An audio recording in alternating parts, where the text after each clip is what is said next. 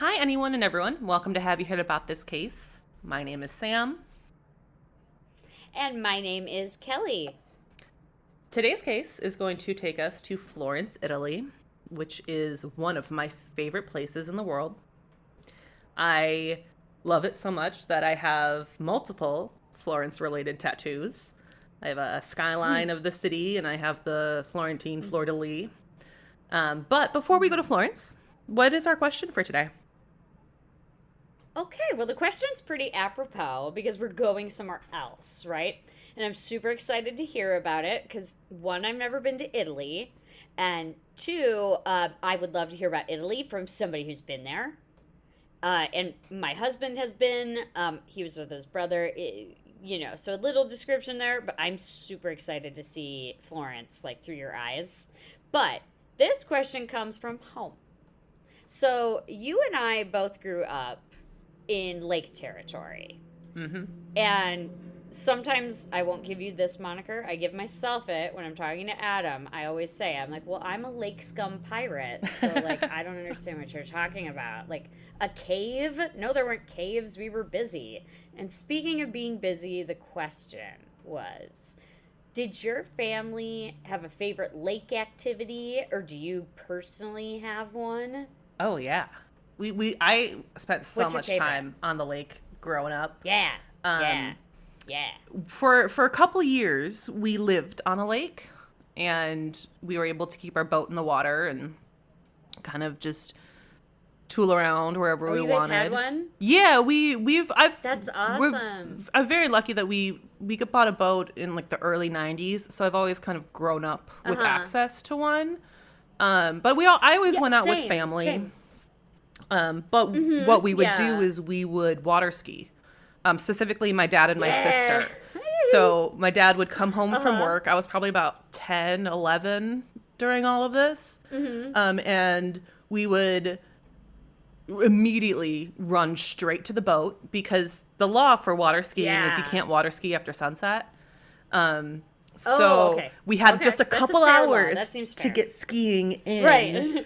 You gotta go. Yeah, so we Yeah. would race. Get the water skis. Get ready. Exactly. We'd rush straight Dad's to the coming home boat, from and work. We got then hours. one of our friends worked with the DNR, and he patrolled the lakes, and he knew that he Nice. could, respectively, just kind of bring his boat by us, and once we got view of Uh-huh. him, he'd tap his watch, and that was our signal that we had to go inside Ah! and stop skiing. That that is that's I think a very lake person. Yeah. And we were always in the There's same somebody- spot, there's- like right in front of our house, but it was like our routine every single night when the weather was warm to go out and ski. Right. Right. Because you have that glimmering couple hours where you're like, let's go, folks. You're just at the line ready to go. Yeah, then you can go Yeah, inside, you can have dinner, like you can go on with the rest of your night. Yeah. Yeah, living in the burbs of Cleveland, my dad always used to say we were a 10-minute drive from Lake Erie, and my dad always used to say that it was the farthest he'd ever lived from the lake in his life. Yeah. Because he grew up in Cleveland, and Cleveland be right there, y'all. We're right on the lake. And then, like I said, we were only 10 minutes away from the lake at my childhood home. So I spent a lot of time there as well. I'll say, now that you put it in kind of those terms, at least in my childhood, living in Wisconsin, we were 10 minutes or less in every single home we lived in. And we moved around quite a bit when I lived up there.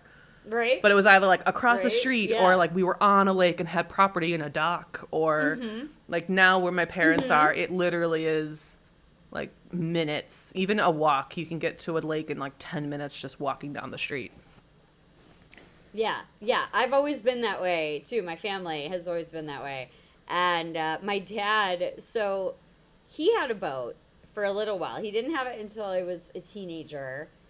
He had a partner at his job, and they actually bought it together. They went in halvesies on this boat, and we had great fun on it. But my dad said that he heard like one of his friends say, it was just a saying that I thought was so funny. It's the two happiest days in a man's life are the day he buys his boat and the day he sells his boat. I have heard that before. Yeah. Yeah. And I think I feel like my dad has gone through that with, because we've owned a couple boats over the years, like over like 30 years or plus we've owned multiple. And he was so excited. We bought a ski boat. I think it was a Malibu, and it was a retro ski boat. It looked like it was out of the 70s, but I think it was probably out of it was 90s. But like the coloring and everything. That's the best. And my dad was so excited about it because it has a special, for those of you who don't know about boats, and understandably if you're not in that world, when you get a ski boat, you want that propeller to be kind of underneath in the center of the boat, or like 2/3 back. You don't want it hanging off the end because that's dangerous for people jumping on and off of the boat. Right. Oh. So you don't want to risk anyone's feet or anything. So my dad bought this boat that had this. It's called an inboard. That has the propeller further in, but the issue is that it had a lot of mechanical issues, but the trailer was awful, and it was really hard to get your boat onto the trailer and get it out of the water. That the day my dad sold it, he's like, I wanted it so bad, but I'm glad it's gone because I couldn't use it because of the trailer. He's like, I never have to do it again. If you guys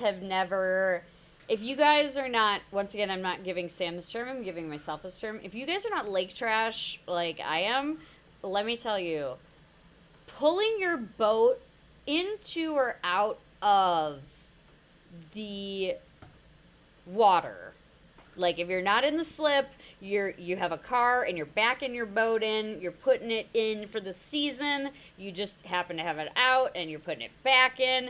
It is one of the hardest things to do ever, probably harder than parallel parking in my opinion. It depends on your like really the trailer is a big factor. How well does it have good rollers? Does it have pads? Like there's a lot to it. And my dad is very good at being able to trailer a boat, and when he couldn't do this one well, that means it was really bad.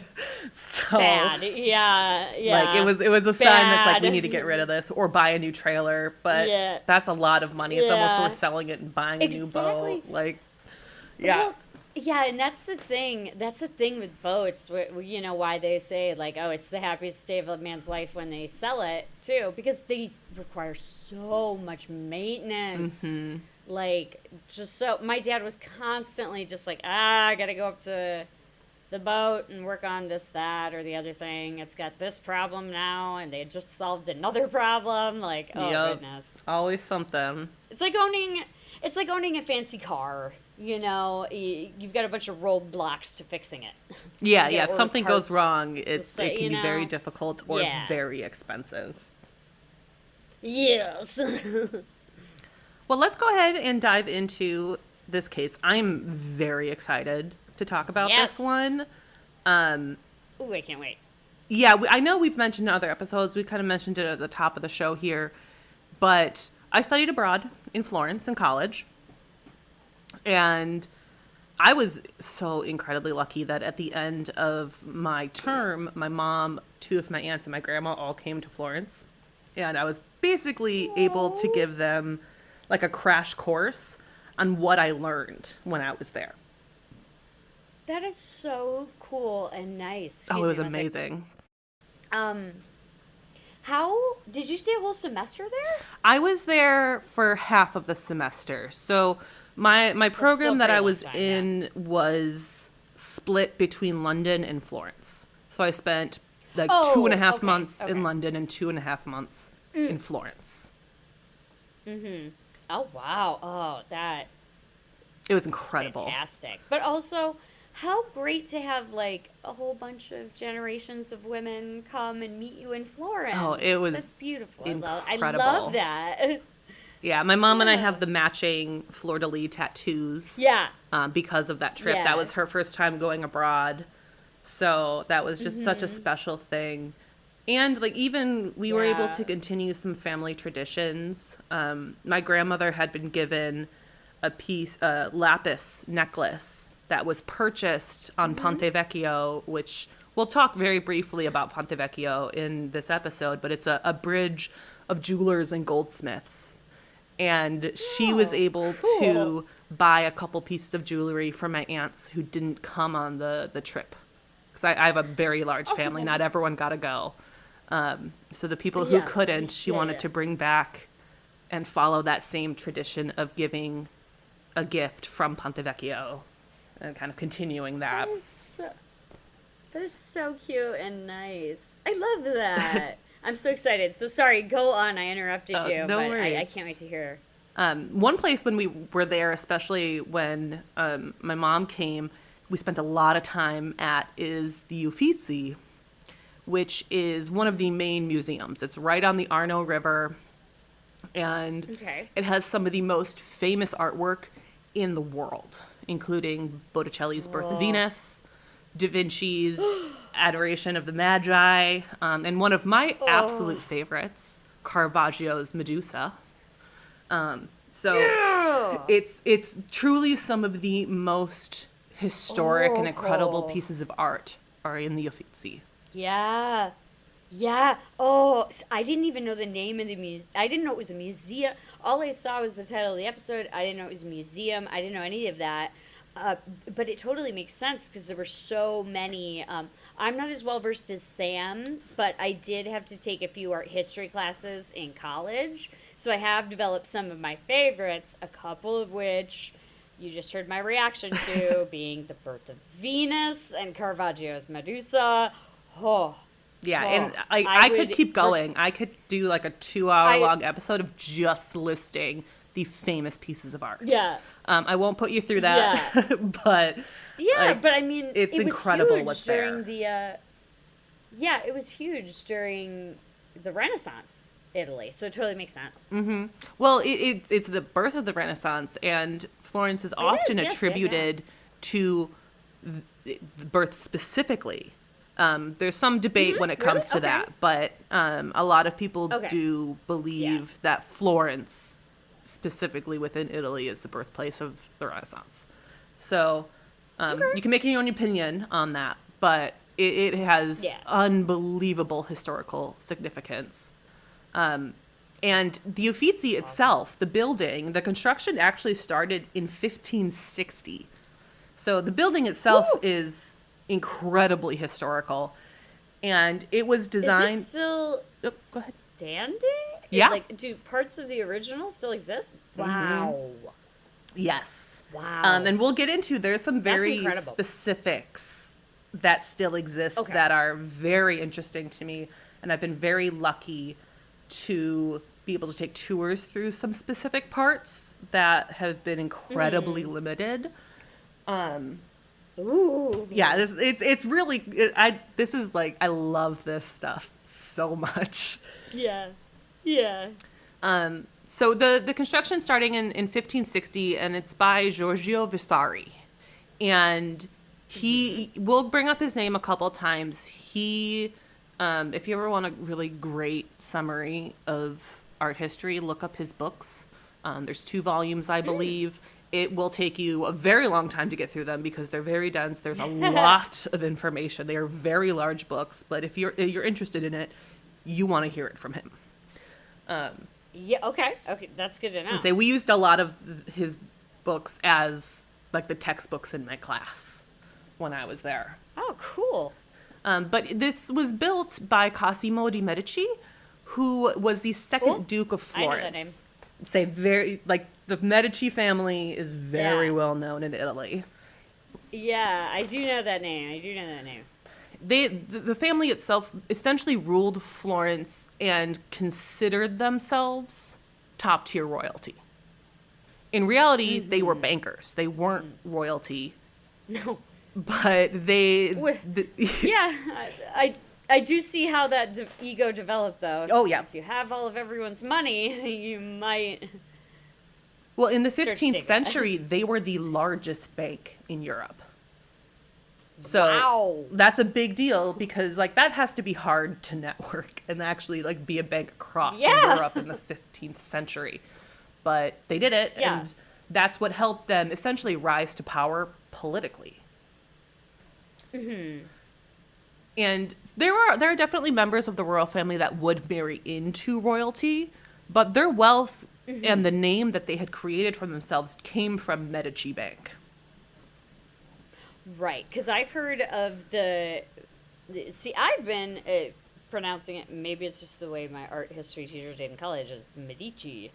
But I've heard that it could both. also be an Ohioism. I've heard it both. I was kind of taught Medici, but at that point it can be so hard to tell so many years after. And the Medici family's not around. There's not descendants of them.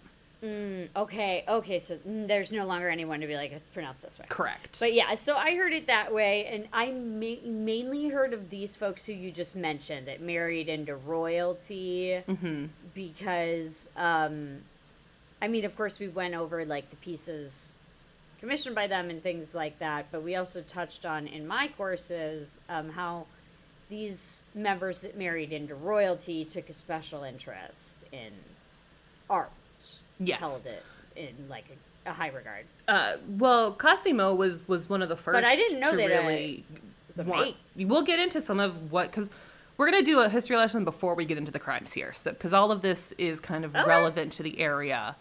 Right. But in reality, we actually aren't here to talk about the Medici family, but they did rule for over 100 years over Florence. So they are going to be a big part just of the history itself. And the Uffizi was built as an administration building for them. And that's kind of why they had it commissioned by Vasari. And Uffizi actually translates to offices from Italian to English. Oh. So it all kind of makes sense. Okay. That does make sense. And the Uffizi is right next to Palazzo Vecchio, which was Florence's town hall. And right outside the Palazzo Vecchio is where Michelangelo's sculpture of the David stands.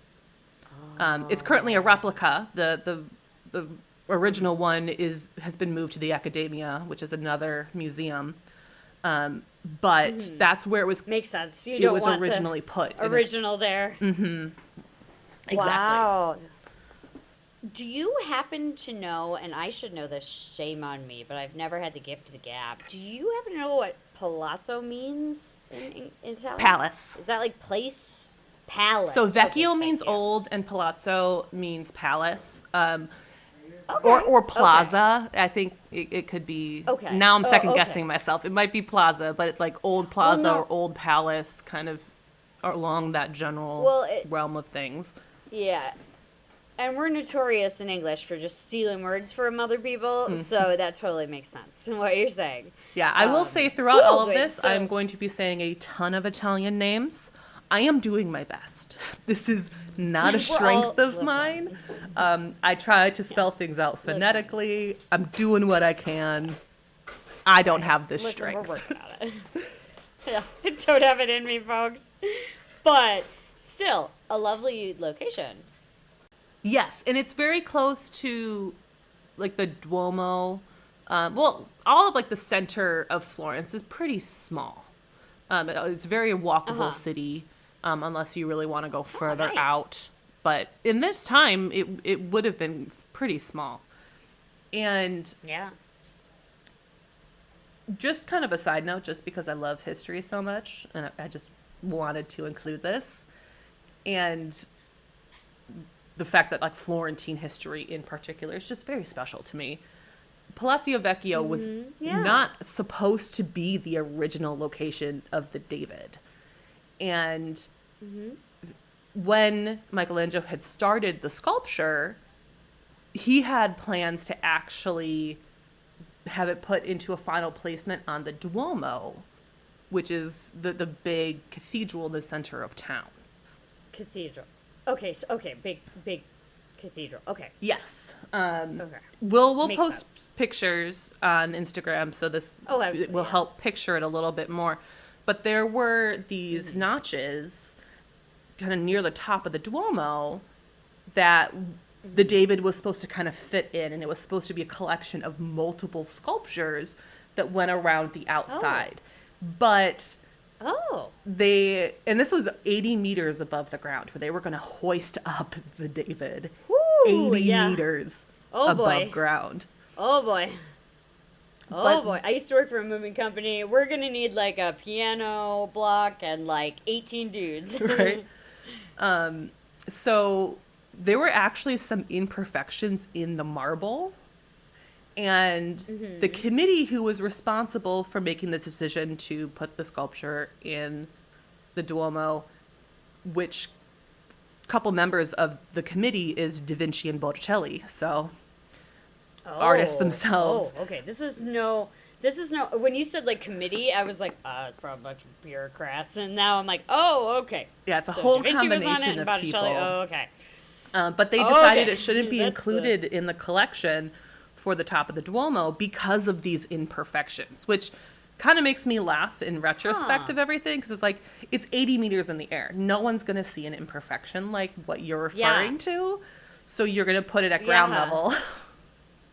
So everyone can look at it and be like, look at that. I wonder what they meant by like imperfections, like Yeah, it just a said vein, imperfections in because the typically marble. today, yeah, I mean, maybe it's just stylistic differences, because like today, everybody, from what I've seen, I also watch a lot of home reno shows. Today, everybody's all about the vein of the marble. And maybe Hmm. back then they were like, I see a vein in that marble and we don't like that. Like maybe it was as simple as that. But you make a decent point. Why put it down on ground level if you're worried about that Like, if instead of you, way up there? it's not as apparent when in photos, I think. Well, maybe depending on the angle, but like it's obviously this Mm-hmm. incredible masterpiece, but Mm-hmm. Mm-hmm. its proportions are off. Like when you're Oh, standing in I've never person, seen it the in arms are person. far too Mm-hmm. long. Um, Okay. and like kind of the fists, in my opinion, seem too big for the rest of the body. And Okay. I wonder Okay. if So that could maybe be they were it, but in the commenting. articles it said imperfections in the Yeah. marble, not the sculpture itself. So I don't know. But I just thought that was kind of Interesting. a fun fact that it was meant to go in the Duomo and it was rejected and then became one of the most famous That's pieces of wild. art in history. Yeah. That's so wild. It was rejected to go on top, and now literally it generates thousands upon thousands of people who come just to see. I love sculpture so much. Oh, me too. Like, I just love and art. the thing is, like, yeah, me too. And the thing is, like, I'm big too on sculpture that has imperfections. I'm big on it. I like it. But Hmm. typically, the sculpture I'm talking about is imperfections that have been caused, like, by time. Like, the better word would be, like, damaged. But You still would valuable and love beautiful. the hallway that leads you to the David is, in my Hmm. opinion, absolutely incredible. I love how they set this up. But there's a long Hmm. hallway. I'd say it's probably like maybe 50 feet that leads you to the room that the David is in. And Hmm. along that hallway on either side of you are kind of, I want to say, like human size sculpture, like marble blocks that were failed sculptures. They're partially done. Like you Oh, can see where kind of they stopped and they just wanted to move on. I They didn't like it, love that. but it's Yeah. so cool walking down this hallway and seeing what they considered to be failures being these beautiful, half finished sculptures. Yeah, that's incredible. What a great way to set it up. Yeah, Like, I 'cause loved that area. you're just building. You're doing a great thing. You're building the anticipation to see the real thing. Well, You're and seeing as you're walking stuff that you through, think you is see the beautiful. legs of the David.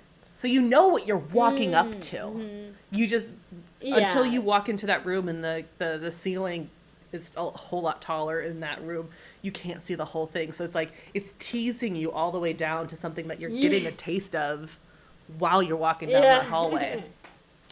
I just think it's so Yeah. cool. See, I I'm all love that about it. stuff. That is, yeah, that's awesome. I'm all about like impact though too. So like the Wing Victory is still my baby. I love it. Right. It's my favorite. But the Louvre is just like the opposite. They're like, we're not going to build any anticipation at all. We're just going to put this right in the entryway. Yeah, see, I've never been to Paris, so I've never been to the Louvre, but I've heard very mixed things about it. Specifically when it comes to people's expectations versus reality. So it's like, lower your expectations, you'll probably enjoy it more. Yeah. All I'm going to say, because we're not talking about the Louvre, we're talking about the Uffizi, is that if you're going to properly see the Louvre, you're going to want to clear your whole day and maybe the day after it. I'm okay with that. I'll spend as much time around art as I can.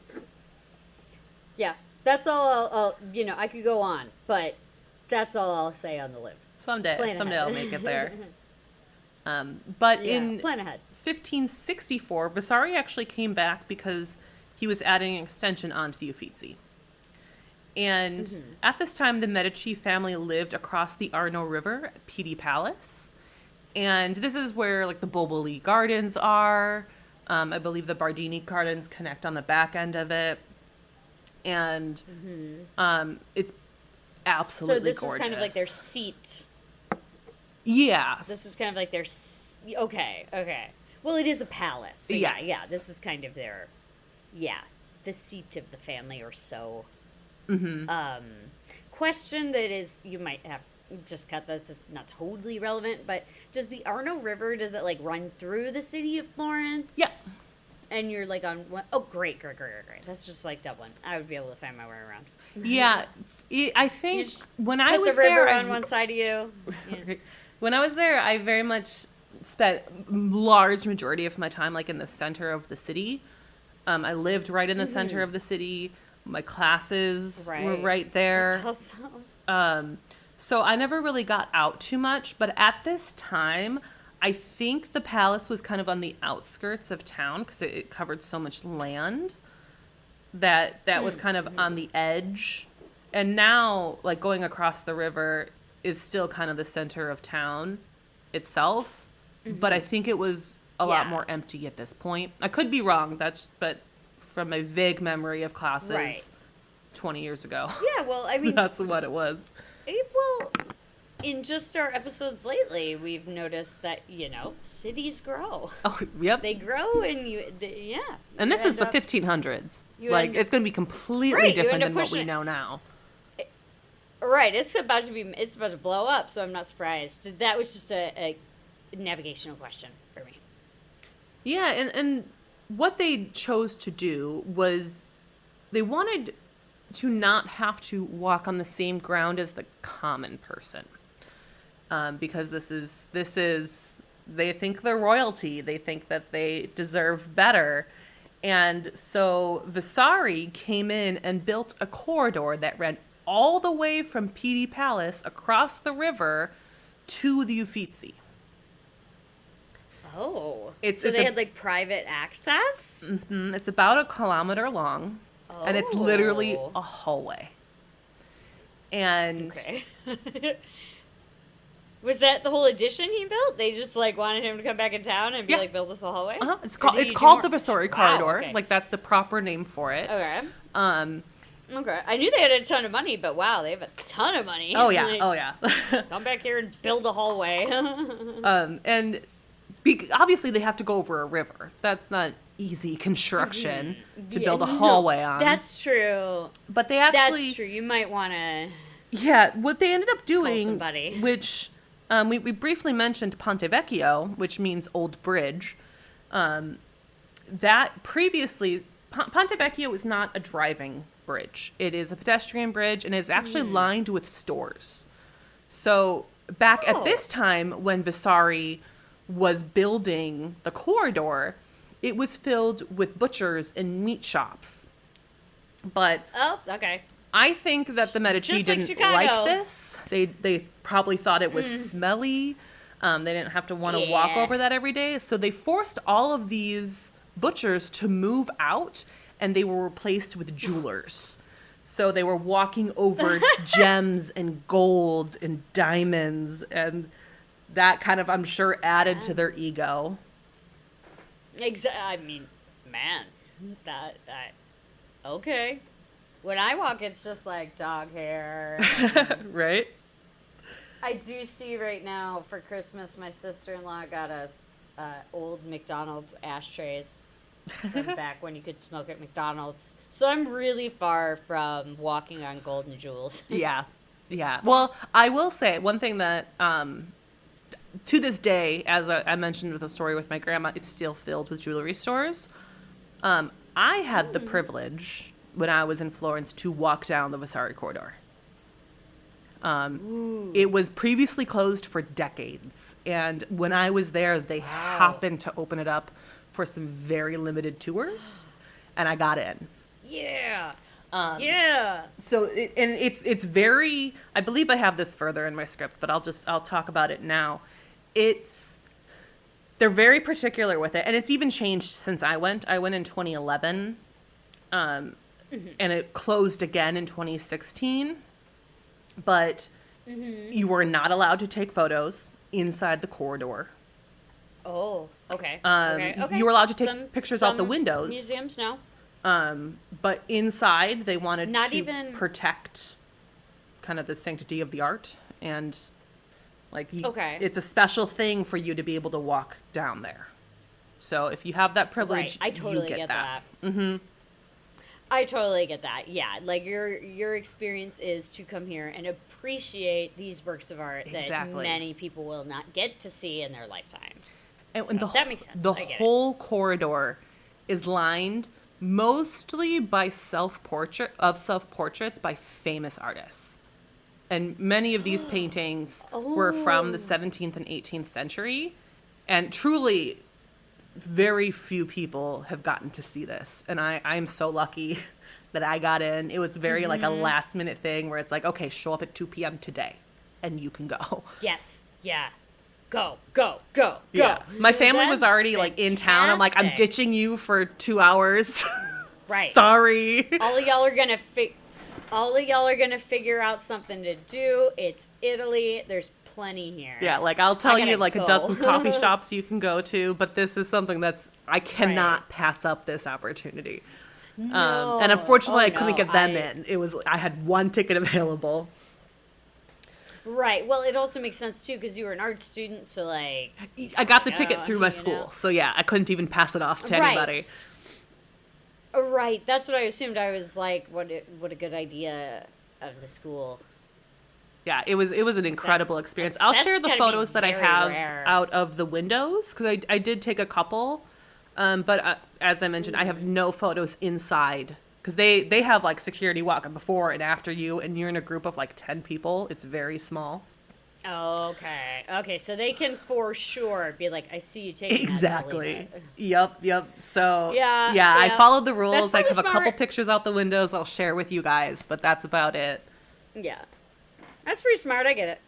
Yeah. Well, it really is the experience of walking down, which which is just something special. What is? Yeah, exactly. Do you have any visibility on why it's closed? Is it because the art is too sensitive to like light or we stuff will like get there. that, It'll come up in our story. Okay. Yeah, we'll get there. Cool. But light is part of it. There are windows. They're not huge windows, but they definitely have arranged the artwork to not be affected by the sunlight. Yeah.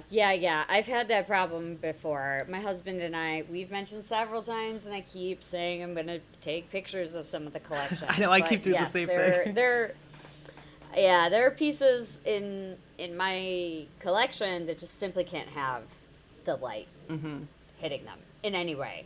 Like, you've seen it, Sam, of course, but y'all haven't. We have a cabinet that has the interior. It's an all glass curio cabinet, and the interior is lined with it's like a sticky material that almost looks like a pair of sunglasses over the front of the windows. So it kind of darkens what you're able to see, but it protects everything in there from that light. Yeah, it's important to preserve and prevent any further damage. Yeah, exactly. But now that you have an incredibly brief history on the building itself, like I could go so much more in depth, but it's not why we're here. Let's go ahead and jump to 1993. On May 27th at 1:04 a.m., a Fiat van was parked on Via de... Oh, I don't know how to say this. Via del Giorgio Fili. Yeah. I'm so sorry for you. This is the hardest one to say out of all of them, too. And it is exactly as it's spelled, hard? But it's just hard. Okay, I was going to say, this one is about as rough as the Valia Gregorieva episode. That's hard. It's hard. Yeah. Valia. Doing the socials, yeah. I was like, Gregory. I used her nickname, and I said it once and only used her nickname from then on out. Because her real name's be too hard. Yeah, none of these are hard. It's just like the order of like the consonants. Yeah. Is like my brain needs my tongue just can't do it well. Yeah. We just recorded, and I got the words get all jammed up in my mouth, and I don't say it no good. See, the thing, I can read it. Like I can sit here and I can read it and say it in my head. Yeah, no, I get it. Clearly. Absolutely. It's just say it. Yeah, but then and then they're like, put it in a sentence with like a date, and you're like, no. Yeah, even when I was there and I was like very actively studying Italian, this was the struggle that I had. All right, starting over. On May 27th at 1:04 a.m., a Fiat van parked on Via de Giorgio Fili, which is the road that the Uffizi is on. It kind of borders the Arno, the river, because the Uffizi essentially sits directly on the river. Okay. So this van was parked on the street right outside the Uffizi, and it had exploded at 1:04 a.m. Oh my God. Caused millions of dollars to the Uffizi, the Vasari corridor, so that's why it was closed. There's, I believe, the Galileo Museum is right there as well, and the Church of Santo Stefano alla Ponte. So all of those things were severely damaged. And yeah, that's awful. Yeah, it gets worse, unfortunately. Not only did this cause millions of dollars of damages to the buildings and the artwork inside, the explosion killed 5 people. The caretaker of the the caretaker of the Accademia, which her name is Angela Fiume, her husband Fabrizio Nencini, he was a policeman, and their 2 daughters, 9-year-old Nadia and 50-day-old Katerina. No. Oh my. So unfortunately, this whole family died in the blast. And then Dario Capolicchino, this is a harder one. Dario Capolicchino was also killed following a fire that broke out. And he was an architectural student at the university, so I believe he was in the building working late.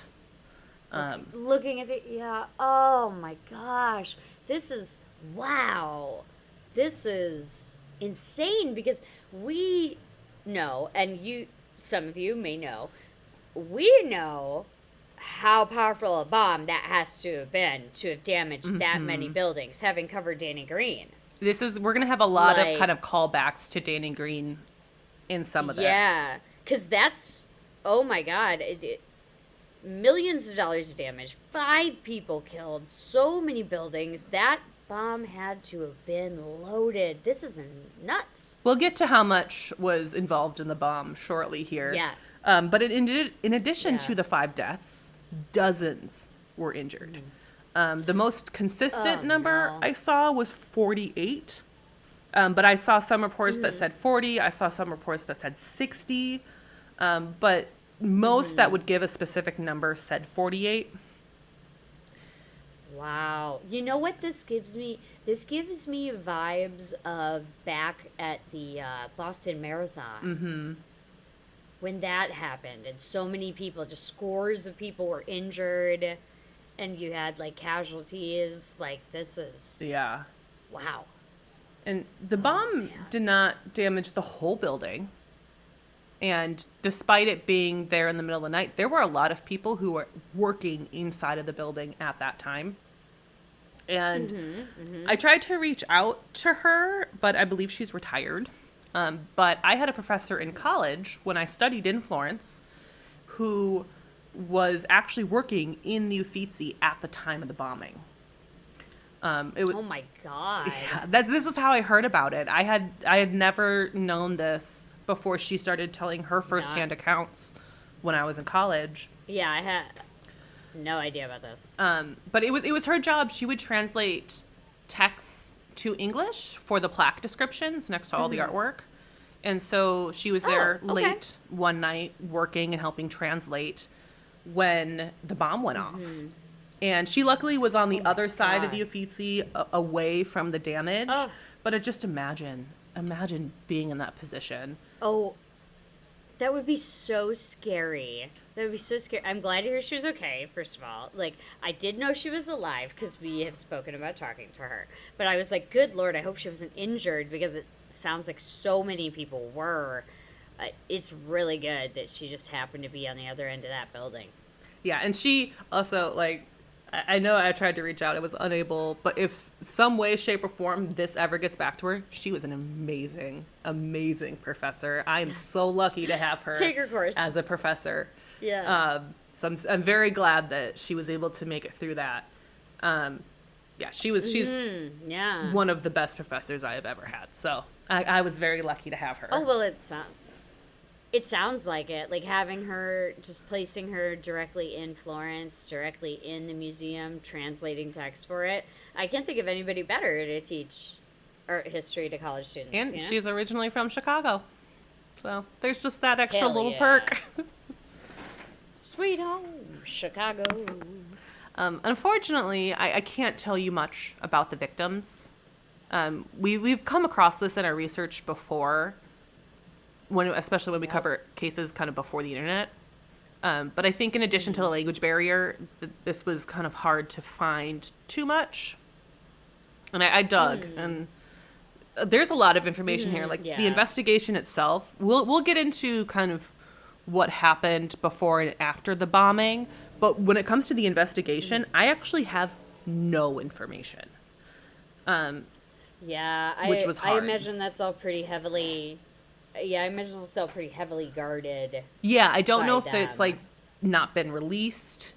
There's some very Yeah, interesting stuff especially- we'll get to that is worth talking about, which is why I wanted to cover it. But it is disappointing that like Yeah. I have zero investigation information. Yeah, once we get deeper in and I know more about what happened, I'll maybe understand, but it's like, it's a mass casualty incident. You'll understand exactly know, what's like- going on here once we get into it. It is very clear once we get into it what happened. Yeah.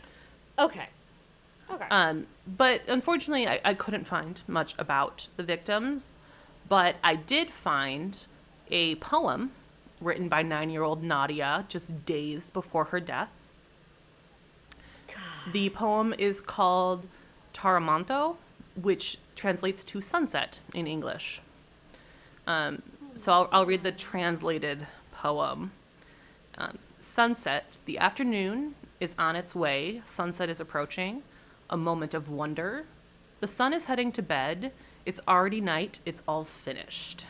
And so that's her poem. I'm sure she was very proud of it. She deserves to be proud of it. Wow. She does. This is so tragic. 9 years old. And she was writing poetry like this, just days before her death. Who knows what she could have become. And then that whole family, like, because that is she from the she's from the whole one family. of the daughters. Yeah. That's awful because they also lost their tiny newborn baby, like, but also to lose your 9-year-old, like, she was aware and understood and was writing poetry and becoming Yeah, I think the best thing that someone, we can hope for as very much outsiders in this is that it was very quick for all of them. Okay. Well, Like, we hope that's that all there you was can no hope for. suffering involved. Yes, that's all you can hope for. No suffering. And I found this poem on Magenta Florence, which is an English publication on Florentine news. And the reason they were talking about it was because at the time this article was written in 2023, there was the upcoming event that was the 30th anniversary of the bombing. So this has already passed by now, Oh, but the okay. article itself was talking about that coming up soon. And this event was meant to honor the victims. And there was an exhibit that actually displayed family archives and things from the victims in a way to honor their memory. And that was Oh. followed by a ton of music and poem readings in the plaza, ending with a Wow. silent procession to the exact spot where the bombing happened. And they laid laurel wreaths for all of the victims exactly at 1:04 a.m., which was the same time the bomb detonated. So they had this beautiful ceremony. And I will tell you, Florence does amazing ceremonies. It is incredible what that city can do when they come together and have kind of the same mindset. I was very lucky to go to a few just of their yearly annual events when I was there, that were incredible to go to. And if I can recommend anyone, the two main ones I went to was Notte Bianca, which is called White Night, and it is a all night long festival across the whole city. It's activities and concerts and like games and all sorts of stuff, and all sorts Oh of my different gosh. companies and businesses kind of set up fun things to do, and it starts at like 10 p.m. and goes until like 6 a.m. So you just get to run around the whole city all Wow. night long. And then their Easter celebration Yeah. is incredibly special. So if anyone's in Florence, I highly recommend both of those events because they just Yeah, come that together sounds as a community. fun. That's so cool to see. Yeah. But in addition really to the loss of 5 lives, 25% of the artwork in the Uffizi was damaged. Oh, A lot. It was a total that's of a lot. Yeah. 42 busts, That's a lot. 16 large statues, 173 paintings. Oh, It's so man. much. That's so much. Most of the artwork, I will say, had fairly minor damages, but a few pieces took many years to restore, one of which finishing its restoration in 2017. So just really a handful of years ago. Wow.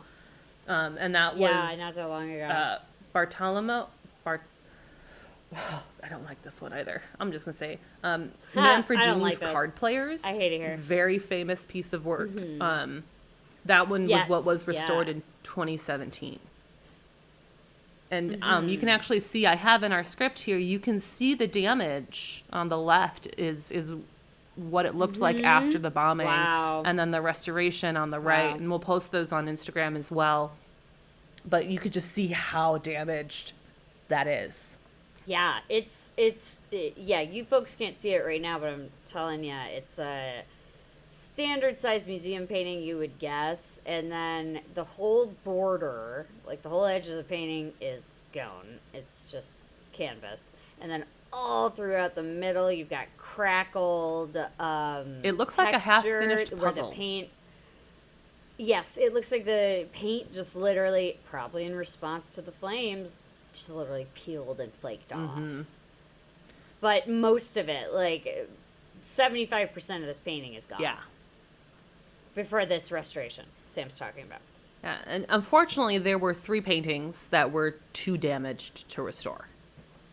So I would say overall, it's very impressive to me that there were really Yeah, only overall, 3 artwork casualties to this. Yeah, exactly. I was gonna say, in the grand scheme of things, that's a recoupable loss. Yes. 3 paintings, unlike the exterior injuries. So let's talk about this bomb a little bit.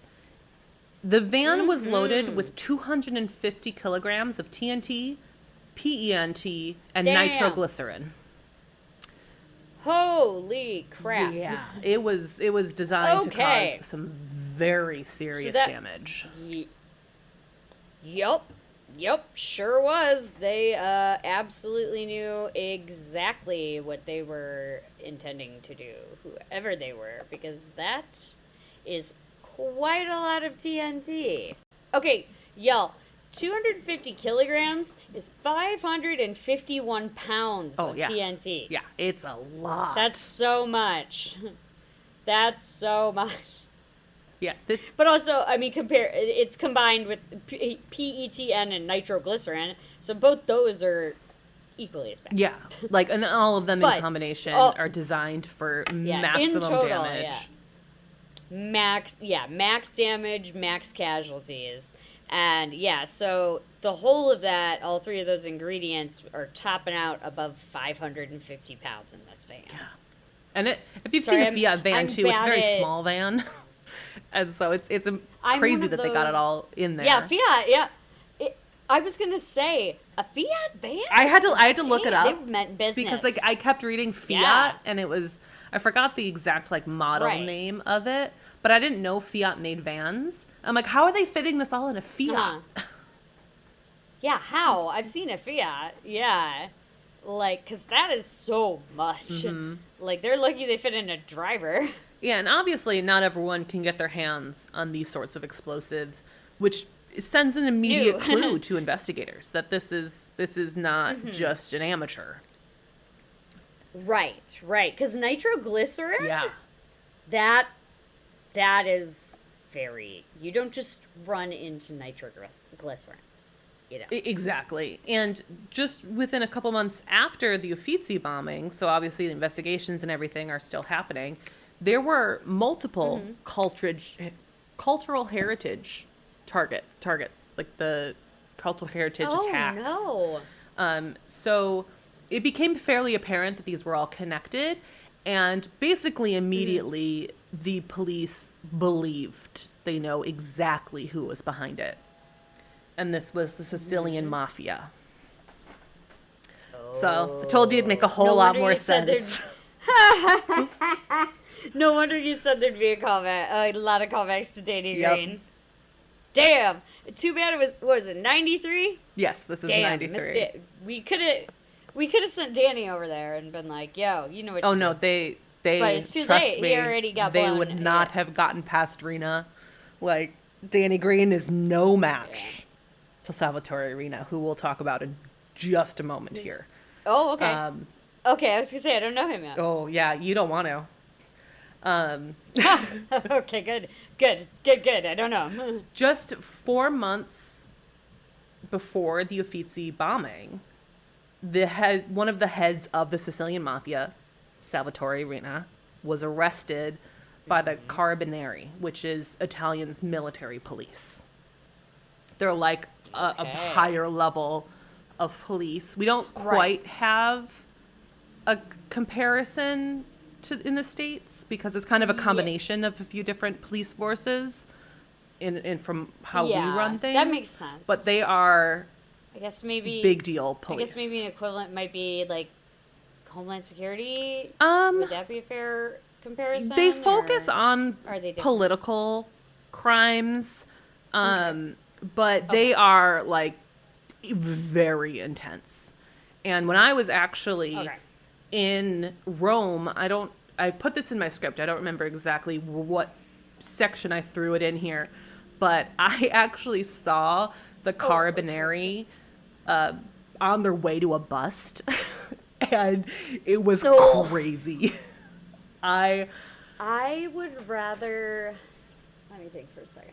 Yeah, no. I would rather take a bubble bath with Mitch McConnell than go up against a person trained in the Italian Carabinieri. Yeah, Carabinieri. when Okay. we saw them, it was I'm serious. they had 3 like solid black vans, and we were like right next to the Colosseum, so we were like right in the heart of Rome, Right. and they had their doors open, like they had the slider doors on these black vans, and they were all open, and we saw a ton of men in bulletproof vests and helmets and shields and their massive guns fly by us like they were on their way to jump out of that van and go get somebody. Right, and it was like 3 vans in a row. Oh, Lord. See, you don't want to mess with these guys. Oh. No. Like I said, me, Mitch, Bubble Bath over this. Over me being chased by 3 blacked out cars by the Italian Carabinieri. Yeah, it was crazy to see. Bath. That's wild. That's very wild. And it's believed that the attacks on these cultural heritage sites were in a direct response to Rina's arrest. Okay. So this was retaliation from the mafia. And we'll get a little more into that as we kind of break down the hierarchy of the mafia, because we're going to go into kind of the history of all of that coming up here. Cool. Let's dive into that in the Sicilian Mafia. We could go super in depth when it comes to the Sicilian Mafia. There's just so much to it. But I am going to keep it fairly surface level because I want it to relate to the Uffizi bombing and just kind of how all of that timing worked. But in reality, there's so many different sections of the mafia that this is not even scratching the surface. But we'd be here for like 10 years if I went deep into it. Yeah. Right. Yeah. If we want to all sit and listen, we could, I mean, just the episode before this, too. We could sit and talk about this for hours. So in reality, the Uffizi bombing was a very small part of their story. And if you have seen Scarface, the Corleone family may sound familiar. The Corleone family actually existed. And what? Yep. And so... Get out! Yeah. I thought they made that up. Nope. I'm pretty sure. Now I'm second guessing myself. Is it Scarface or is it The Godfather? Yeah, The Godfather. I unfortunately have not seen either one. They have been on my list for decades, and I just haven't watched them yet. I was actually, now that I hear that you weren't sure, I'm pretty sure it was The Godfather. I'm looking at it. I wrote both in my script on accident, and now I don't remember off the top of my head. I think this is a sign that I need to push those higher up on my list and watch them.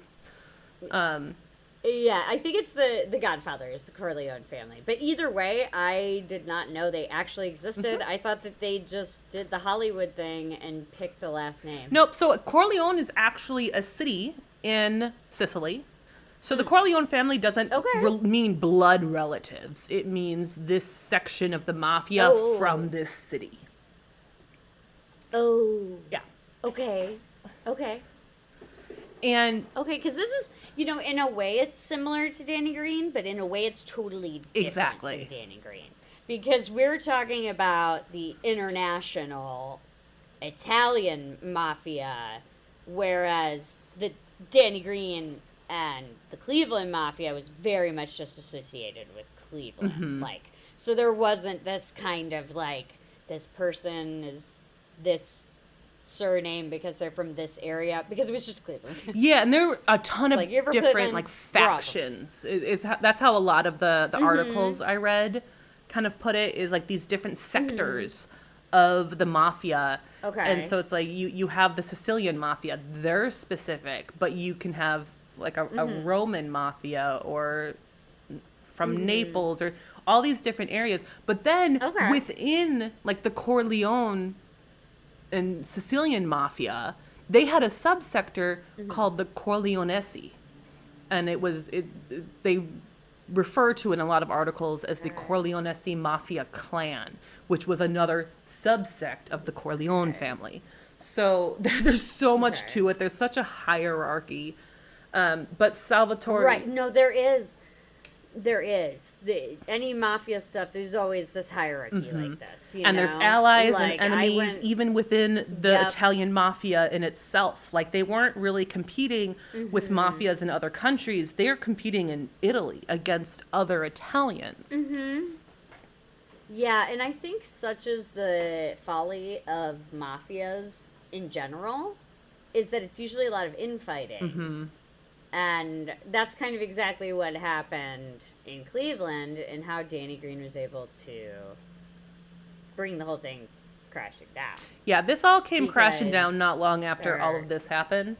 Right, because there's all this hierarchy and there's all this and separated but similar. Yeah, and Salvatore Rina wanted to be at the very top of that hierarchy. And the mafia, specifically the Corleonesi part of the mafia, really started in the early 70s. And at that time, Rina was second in command.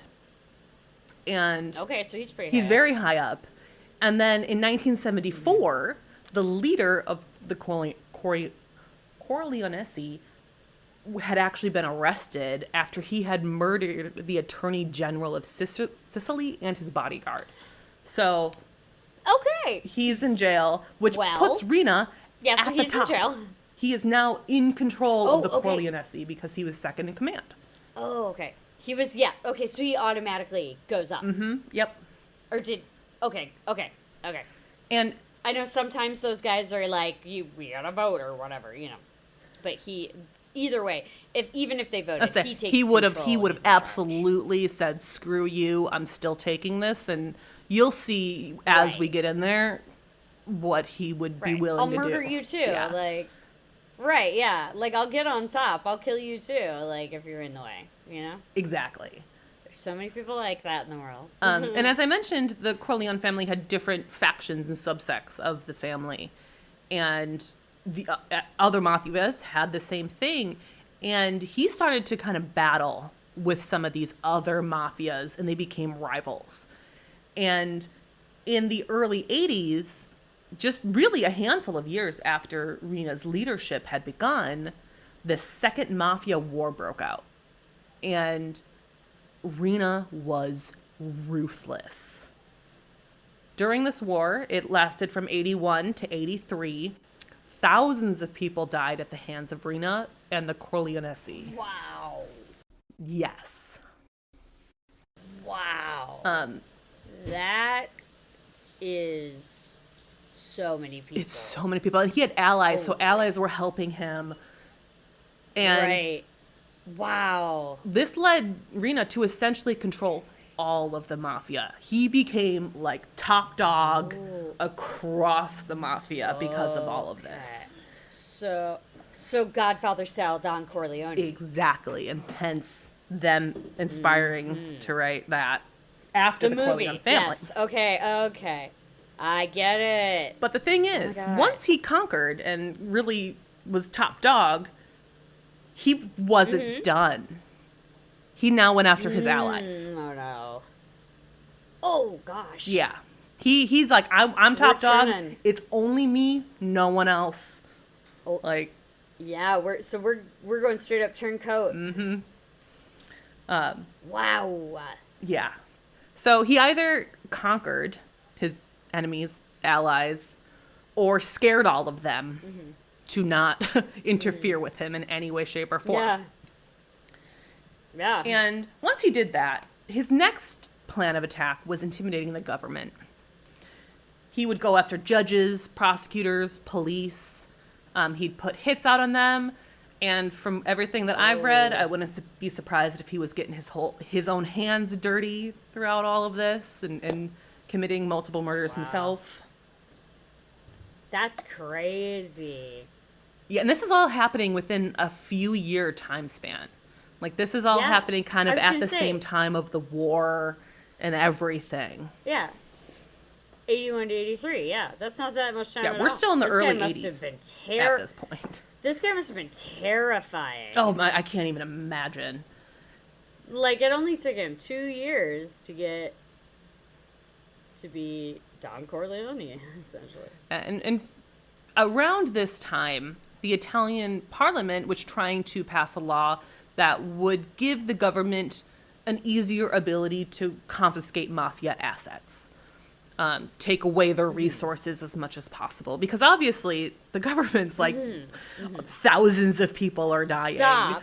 Like, this is an issue. Yeah, they're like, yeah, please stop. And there was so much speculation on if authorities were involved with the mafia, which is good possibility that happened a decent amount. We'll get a little bit more into that later, but you didn't know who to trust at all in all of this. Right. And so they wanted to be able to give the government some more tools to hopefully slow down what was happening. But unfortunately, getting this law passed through Parliament was an incredibly slow process. And at one point, it was actually put on hold. Yeah. Unfortunately. And the person who was really pushing for this law and kind of bringing it forward in front of Parliament was the secretary of the Italian Communist Party in Sicily, Pio La Torre. And he's the one who was fighting tooth and nail to make this happen. And unfortunately, he was murdered by the mafia in 1982. And it was unfortunately 10 years after his death that this law would actually pass. So it still took a very long time after his fight and his murder to make it happen. Yeah. Wow. Right. That's insane. He was just pushing and pushing for this law, and then they caught onto his trail. That is intense. It's totally, I mean, on another level. Like, going after government officials is on another level. Oh, and Rena did a lot of that. So, as I mentioned, he turned on his allies and successfully killed or ordered kills of many of his allies. But at least one got away. Benito Bruschetta. Oh. He fled to Brazil. So he got as far away as he could. And he was like, I'm out. Yeah. But Rena wasn't gonna let him get away that easily. Like, oh God, there was no way. So in September of 1982, two of Bruschetta's sons would disappear. And it is believed that this is at the hands of Rena and the Corleonesi. I'm not sure how old they were, but they disappeared. And they were, I mean, and at this point, of course, they're probably assumed dead. Yeah. Wow. Oof. And so this was obviously an intimidation factor from Rena to Bruschetti, but this plan kind of backfired. Right. Bruschetta went to the police and became an informant.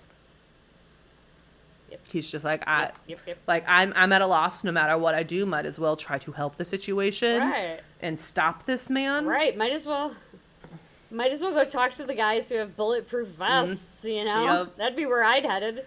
If I had okay, so let's say I have Rena on my tail, I would immediately be like, okay, who has a bulletproof vest around me? Right. I'm going to talk to them, and can I borrow it? Yeah, I need to cover every inch of my body with bulletproof anything. Exactly. Yeah, what do you have? Do you have pants? Do you have socks? Yeah, getting like the Pope What's your uniform? Yeah, exactly. Yeah. But he specifically asked to speak with a judge who was well known to be anti-mafia. So as I was kind of saying, like, it was hard to trust people because you didn't know who was involved in the mafia. So he wanted to take his chances with going with somebody who was very outspoken against the mafia. Right, because you never know who's on the take. And he sat down with him. He essentially broke down the whole hierarchy of the mafia and gave enough information that helped convict 338 members of the mafia in what is called the Maxi trial. Okay, well, I see why it's called that. Yeah. That is a bunch of people. That's so many people. We don't have the time in this podcast for me to count to 338 without it being like 2 hours long. That's so many people. Yeah, and it's officially a maxi trial. This is one trial. This wasn't split up either. God. And it wasn't 338 people just for one. Oh, that was who was my convicted. God. There were 475 indicted. God damn. And we'll have more numbers to go here, but what a day at work. The officials and the authorities, they didn't want to take any chances in any way, shape, or form. So the trial was held in a courthouse that is described as bunker-like, and it was in the basement of a prison, and the courtroom was built specifically for this trial. Wow. Mm-hmm. Wow. I mean, I get it. I totally get it. Like, that's what I would do. If you're the presiding judge over a huge mafia case, I'd be like, build me a bunker. Right? I'm not just going to sit there. Yeah. You kidding me? The trial lasted from 1986 to 1992. And between the 338 mafiosos that were charged, they were sentenced to a combined 2,665 years in prison. Woo! Yeah. Okay. They got a good chunk of time. So prison, like you are. Oh yeah. Yeah. Like go upstairs. Set up your commissary, get comfortable. You're gonna be here a while. And so the 338 would be charged, but a total of 475 were indicted. And 119 of those indicted were tried in absentia, which means they weren't actually present during the trial. And a trial in absentia is something that we don't really do in the United States. It was a practice a very long time ago, but the United States changed the way that their system is, and if they were to continue to do this, it is a very unfair defense. But it's still common in many different European countries, and there are a few stipulations before you can kind of get to the point where a trial is allowed. But when you're kind of in that position, the government considers the defendant's absence as a form of defense. And I think we can kind of compare that to if a defendant is going to take the stand or not. I think they're kind of looking at it similarly. Yeah. If you're not willing to take the stand, then why do you need to be there? Yeah. Okay. I think that's how they're looking at it. And oftentimes there would be a public defender to represent the defendant. But from my understanding, this isn't always required. But also not in every case can be tried in absentia because there's some very specific requirements. The defendant needs to be aware of the trial. They need to choose a lawyer, or they need to choose a lawyer to represent them. So those kind of go hand in hand, or it's like, you just go for me. That's fine. There's also a chance to appeal an indictment, from my understanding. And this is not offered to everyone, but if you are provided with an opportunity to appeal and you do not appeal within that time frame window, you can then be tried in absentia. So not everyone, it's not like, I think this guy did it, let's take it to trial. There are a lot of specifics to get to that point to make that happen. Right. So they essentially have to be served. Yes. And pick an attorney. One thing I was trying to look up, which I was struggling to find a good kind of explanation of, was custody versus not being in custody. If you're being tried for something and you're convicted and you're not in the courtroom, then you're a fugitive. So I just don't know exactly how that works and what requirements there are to turn yourself in or whatever the situation may be. Well, it's totally different from how we do it, And I've recalled, scrolling through some cases in the past of people being tried in absentia, but not common. No, not common. Yeah, and if the defendant... But I do understand why you have to meet certain criteria. Yeah, it'd just be so like, you can't just, I want to charge this person. Like, whatever. Even like Amanda Knox, she was right. tried in absentia for her. She was. What was it? Yeah. 2013 trial, Oh, 2017, something like that. Her second trial, because she was in the States when that happened. Yeah, it was I was gonna say. Yeah, it was the retrial. She had already been acquitted, and she came back to the U.S. And they were like, "We're gonna try you again. Come back." And she was like, "Yeah, right." And I was like, "Go, girl." Right. And yeah, they tried her in absentia, but it's like, I'll never go to Italy again. I say that happened a couple years before I went to Italy. My mom's like, "Don't murder your roommate." I was like, "Don't plan on it." That's for my best. She didn't either. All I'm saying is I haven't planned on it. I don't know her yet, though. So. Right. Say, I didn't. I had a great roommate when I was there, so I'll take it. Well, that's great. But it's if the defendant is convicted, they have the ability to appeal due to their absence. Like it's kind of this, yeah, I wasn't there, but you know what? Maybe I should have been there. Will you please allow me to redo this type of thing? And this appeal process is a very lengthy process.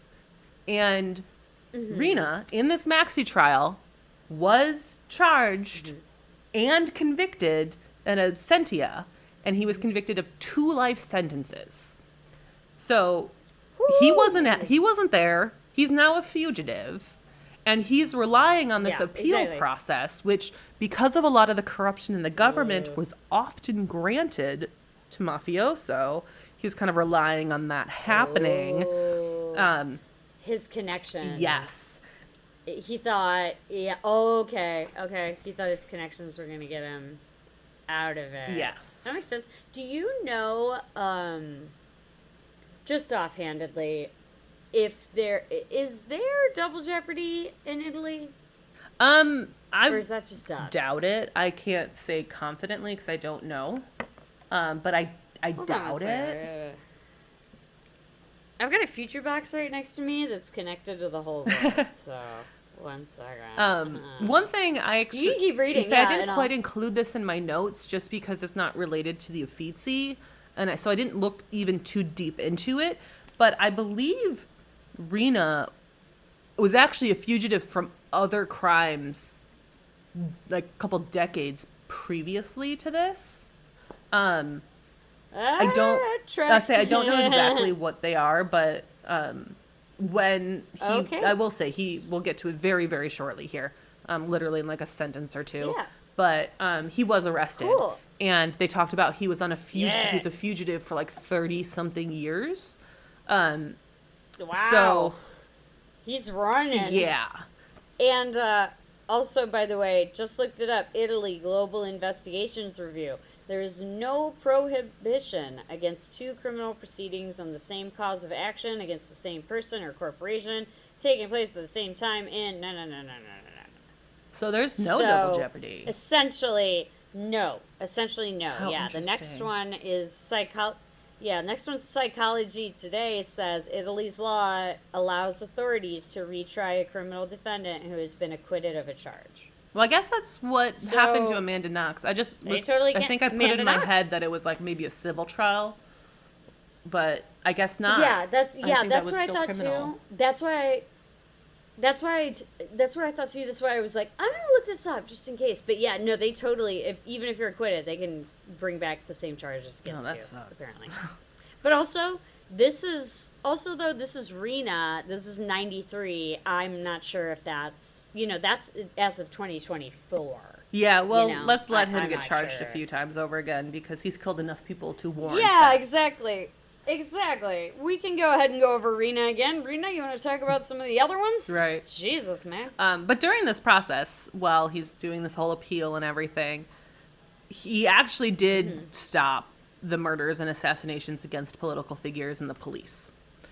He thought that was a bit of a better image to stop doing that.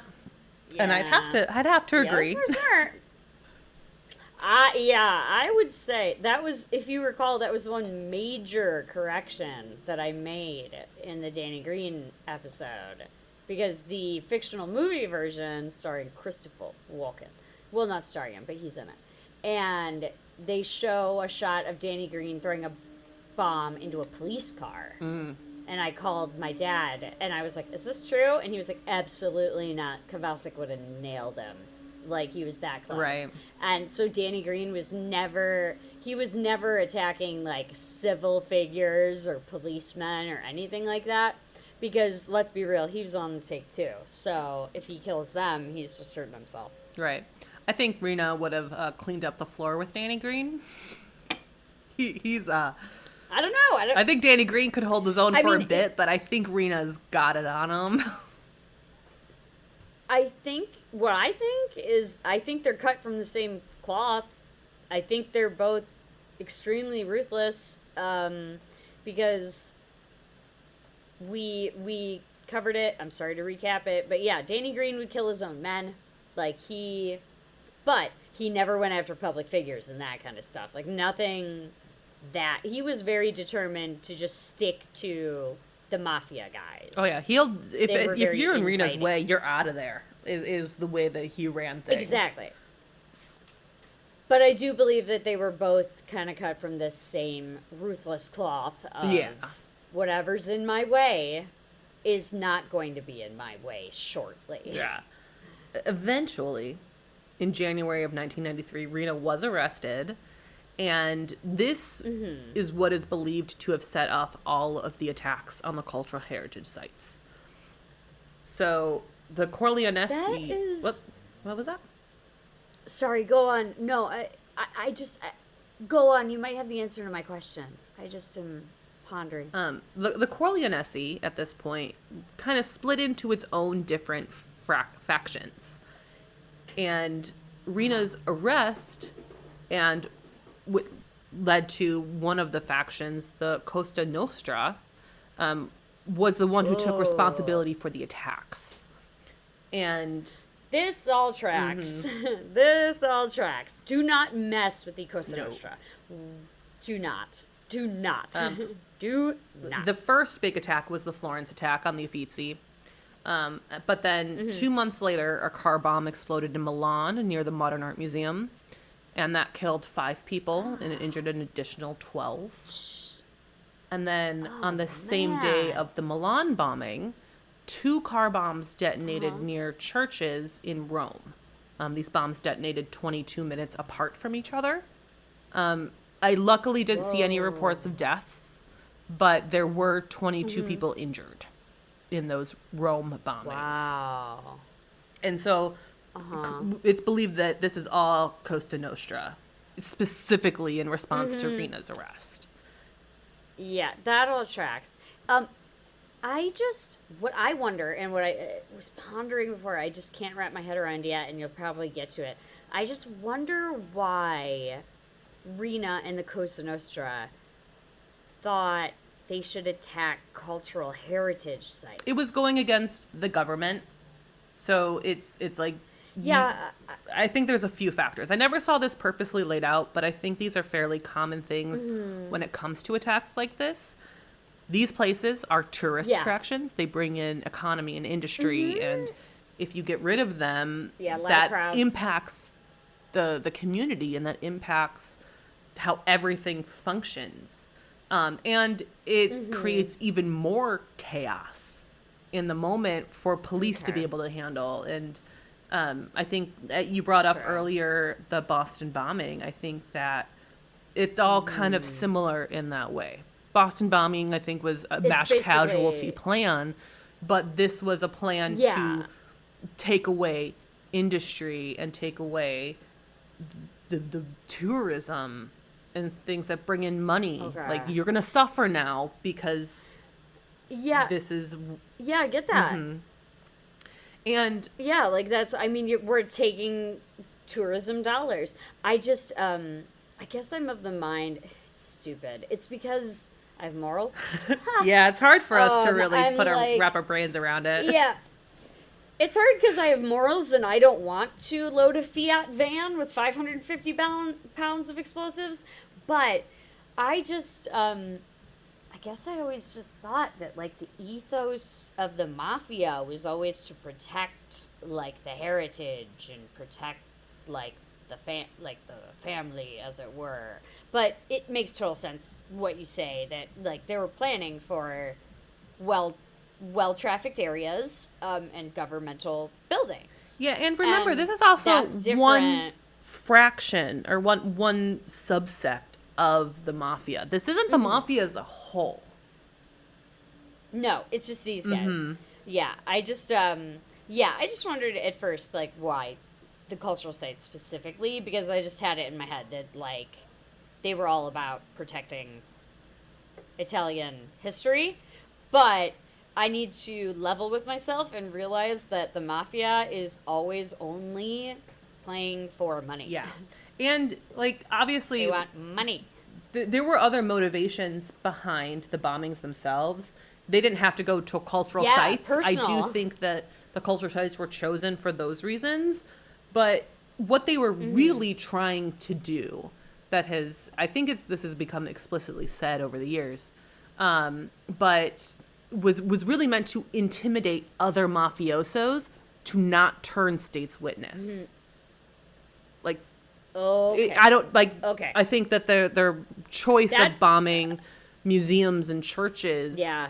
is a specific choice in itself. Yeah. But it was to send a big message to everyone else. Right. I was gonna say, I mean, just going off the Uffizi figures, like that alone, and that's before Rena's arrested, I imagine. Rena was Is arrested that a couple correct? months beforehand, so that Rena's arrest led the Cosa shit. Nostra to do these bombings as a symbol of, like, you better not turn on us. Look at what we can do.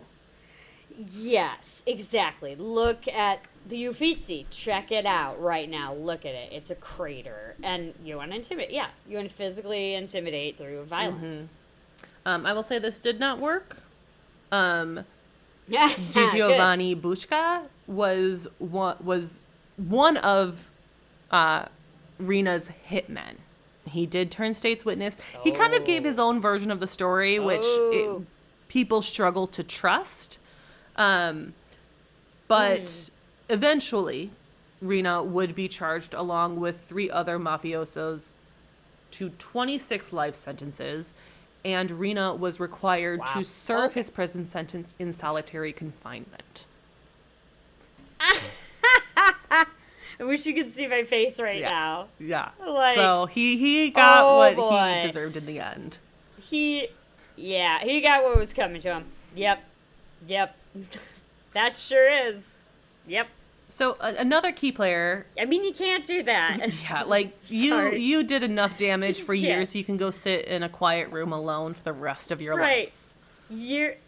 Years and years of damage, millions upon millions of dollars, killed probably hundreds of people. Thousands. I think you're He gonna killed hang out in thousands solitary. of people, I think. Because when they Yeah. talked about the wars, Yeah, they so, say yeah. he was responsible, along with his allies, but he was responsible for thousands of deaths, is how it was all worded. Yeah. So, yeah, you're in seg. So there's one more key player that I haven't really brought up, but he's kind of in along with all of this. He worked with Rena. He was another kind of higher up level of the mafia in this region, and his name is Matteo Messina Denaro, and I believe he was responsible for planting one of the bombs. But if I'm kind of incorrect in that statement, he was at least involved in kind of the planning and all of that. But he was able to keep a low profile after everything, and he was actually just arrested in 2023. Oh, Very caught you, recent. sucker. And so he was in Sicily, and he was at a doctor's office. And apparently he had become very well known at this doctor's office under an alias, so didn't actually know who he was. But he had a great rapport with staff and patients. According to The Guardian, he would bring gifts to the staff, like bottles of olive oil. And he became like friendly with some of the patients. They like exchanged cell phone numbers. And, like, people liked him.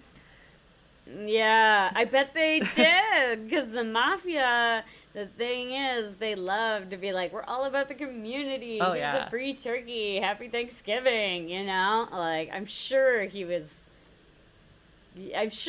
trying to generate favors there. Yeah, and he was well known for his style. According to the Guardian, they say, quote, he was known to dress in flashy clothes. That morning, he was wearing a sheepskin coat, a white hat, Ray-Ban shades, and expensive Frank Mueller watch. So it's like people were kind of keeping an eye on him, and they remembered what he was wearing the day he was arrested. Yeah, I was gonna say that's incredibly specific. Right? Like, what? Oh, okay. I mean, also, it's funny because it's like he's a flashy dresser, and I'm picturing that outfit in my head, and I'm like, that sounds like they're arresting Macklemore. It really kind of does. Oh, that's funny. Like a sheepskin coat, Right? like Did he just go a to the white thrift hat, shop? really, dog? Oh, also, just as a side note here, nothing too relevant, but I noticed the name of a designer. Yeah, bitch loves designer. And I am currently looking at a Frank Mueller I was watch. say, I have never heard of that. I And didn't even look it up. it's a Frank Mueller watch being sold by a place called Rasney Jewelers, used. It's used. I want to clarify that. It is $8,575 Honestly, for a watch, that's cheap. for a watch. I know. A used watch. Yeah, but you get it's a some watch. used Rolexes nowadays that are 80 grand. Oh yeah. Oh yeah. Oh yeah. Literally, when you Google it too, it goes to people also ask. Does it One connect of them? the questions is, people also ask, why is Frank Mueller so expensive? Oh, that's funny. So it is a very expensive watch. I say it's right. far more than what I would want to spend on a watch. Hell yeah. I ain't spending that on a watch. But at the time, he's at this doctor's visit. He was being surveilled by the Carabinieri. Ah, no. And this is still COVID protocol. So Denaro is outside waiting for his COVID test to come back so he could go inside to meet with his doctor. And the colonel of the Carabinieri approached him, and he just flat out asked him, "Are you Matteo Messina Denaro?" And his response, which according to the Guardian article kind of said it was like a shaky, weak response, was, "You know who I am." And at that point, 150 officers approached and arrested him. Wow. Okay. Yeah, they weren't taking chances. No, I was gonna say they brought everybody. They were like, okay, listen, this guy's been on the run for a while. We're looking for him. Everybody pile into the van. Right. So maybe the van that I saw was something like that, but I never saw anything in the news after that about arrests or anything. And we were looking. But obviously this is going to create like a big scene in this area. So many officers around. Anyone who's on the street or like in the neighboring buildings knows something's happening. Oh yeah, like they're out there vacuuming their front lawn. Like, what's going on over there? I would. Well, they pretty quickly understood what specifically was happening. That Denaro was arrested, and that he had been a fugitive for decades and decades at this point. Yeah. And crowds started to form, and people started to clap and cheer. And as like officers would walk by, they'd give him high fives, and it just turned into this like celebration in the street that his arrest was made. That is awesome. It makes me feel like when they took down, like the citizens took down Ramirez, where everyone just kind of came together, like, we need to get him. Yes. This is the right thing to do. Everybody said, run after him, get him. Yeah, get him. And, oh God, it reminded me of another one too. I can't remember though which case it was, where It's so big. I'm surprised I didn't hear about this in I don't know. 2023. Oh, it reminds me of when they finally got Joseph Oh, D'Angelo. yeah. If I had been there, I would have been in that crowd like, yeah! Right? Like, I can just imagine the people in the streets of Sicily just clapping and cheering for one of the mafia leaders to be taken out. And, like, at this point, he's probably Yeah. not really terribly active in the mafia at this point. Like, he's an old Probably not. man. He's probably- He was at the doctor Yeah, I was gonna because say- he had colon cancer. Yeah. So it's like he was an Oh, older okay. He's not- age and wasn't in good health. He had been Yeah. through a couple surgeries and a couple rounds of chemo, so he was probably Mm. quite weak. Okay, yeah. Yeah, and So he wasn't rigging car bombs anymore. no. And about 9 months after his arrest, due to his colon cancer, he slipped into a coma and died at the age of 61. Oh. Mm-hmm. I hate cancer of all forms. The shirt I'm wearing right now says "fuck cancer," really big, and it says it like 6 times. But in this case, I don't like cancer because I'm like, damn it, he deserves to serve time. I hope that in that moment Hate of when his that arrest, happens. he felt the public shame. Yeah. Well, he had. I would say hope there were so many because people around were him there cheering clapping. for his apprehension Yeah. that, like, maybe that's Yeah. something. Yeah, I would hope. But that is the incredibly brief overview of the Sicilian Mafia and the bombing of the Uffizi. Do you have anything to add? This was fascinating. This was very cool. I had never heard about any of this. Like I said, I've never been to Italy. It was really fun just asking you questions about it because you've been to all these places. It was very cool. And I'm, of course, interested in the different arms and shapes that the mafia takes, and very surprised that in this case, I think we've met someone who could meet Danny Green in the cage. Right? I do think that Like, Rena yeah, could have like- taken Danny Green just because Rena was so ruthless with everything he did. Yeah. But they both were. I mean, I would say I would like to see them settle it in the cage, no weapons. Yeah, that'd probably be a And very just different see. story. Very different story. Yeah, I just want to see. I want to see. But also, Danny Green is not a hero. He is a criminal. And so is Rena. And that's why I want to see them duke it out in the cage. Right.